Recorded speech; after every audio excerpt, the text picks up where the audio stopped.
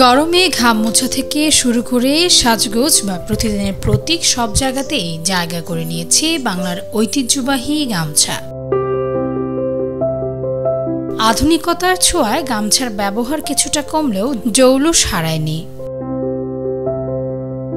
ঢাকার কল্যাণপুর এবং শিশুমেলা এলাকা ঘুরে দেখা যায় গামছা বিক্রি হচ্ছে ভিন্ন রকম ভাবে। সরাসরিভাবে সাজিয়ে ভিন্ন কালারের গামছা বিক্রি হচ্ছে।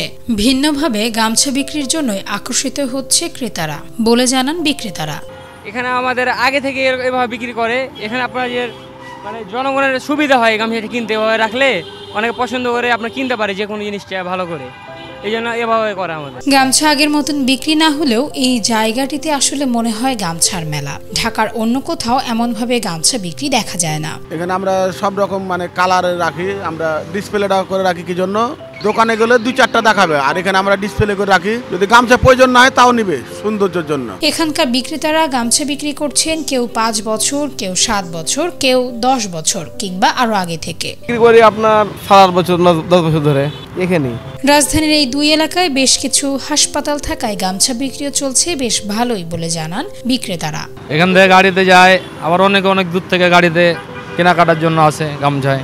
এখানে আপনার 80 টাকা থেকে শুরু হয়ে 350 টাকা পর্যন্ত গামছা হয়। গামছা শুধু এক টুকরো কাপড় নয়, এটি বাংলার সংস্কৃতি, পরিশ্রম আর গর্বের প্রতীক। তাই ঐতিহ্যকে টিকিয়ে রাখতে প্রয়োজন নতুন প্রজন্মের আগ্রহ।